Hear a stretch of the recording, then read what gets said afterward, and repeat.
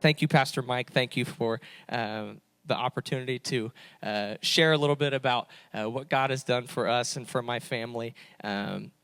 We are, like Pastor mentioned, we just recently relocated here. It's been about 2 months now, which is hard to believe that it has gone by so quickly, but we're so excited about being here. We're thankful to be a part of the Franklin community, seeing everything this past weekend with the 4th of July weekend, how the community kind of comes together. We're so excited and thankful to be a part of that.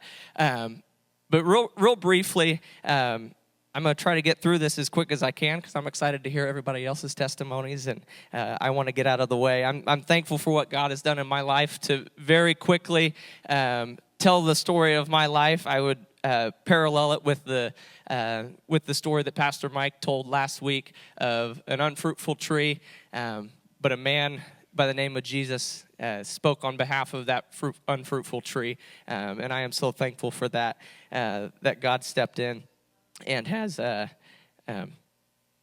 had a voice crack.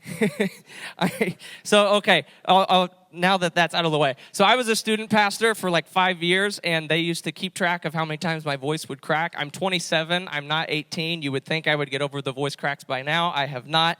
So we'll get right in. Yeah.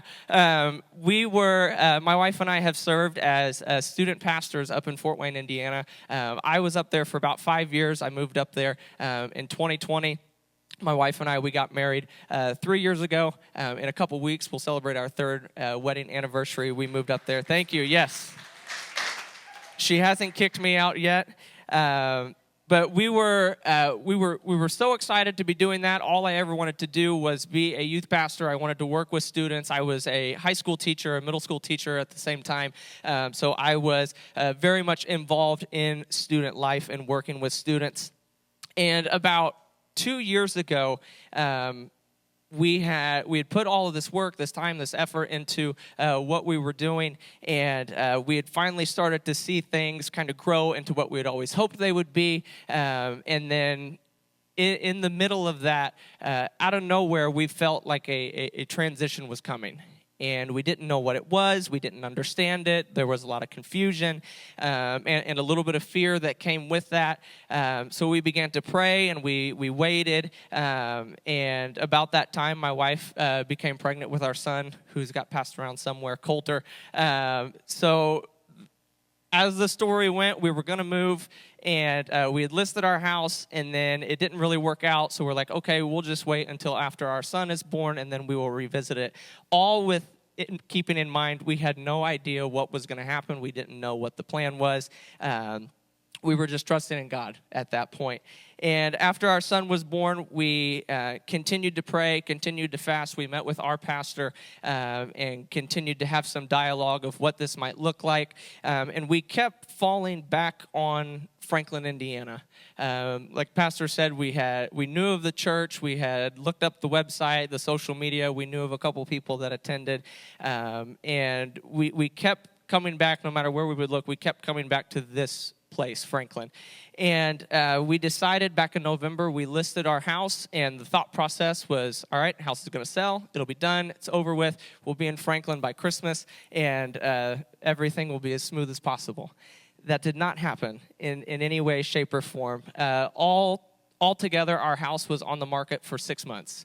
And in that 6 months, there was a lot of frustration, there was a lot of confusion, there was a lot of this feeling of we felt like we knew what God wanted us to do, we felt like we knew what the next step was, but things just weren't happening in the time frame that we wanted that to happen, which led to even more confusion.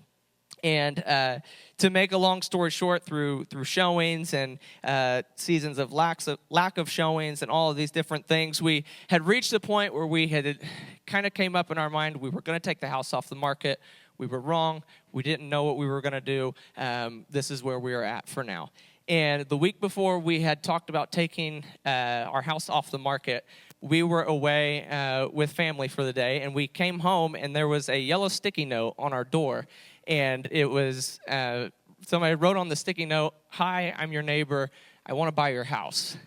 So we went through that whole process of trying to communicate with him, figuring everything out. The guy literally lived 2 doors down from us, ended up buying our house. It was a huge, huge blessing. Everything happened seamlessly at that point, but then led to the job situation. We both were relocating out of Fort Wayne. We had to find new jobs for ourselves.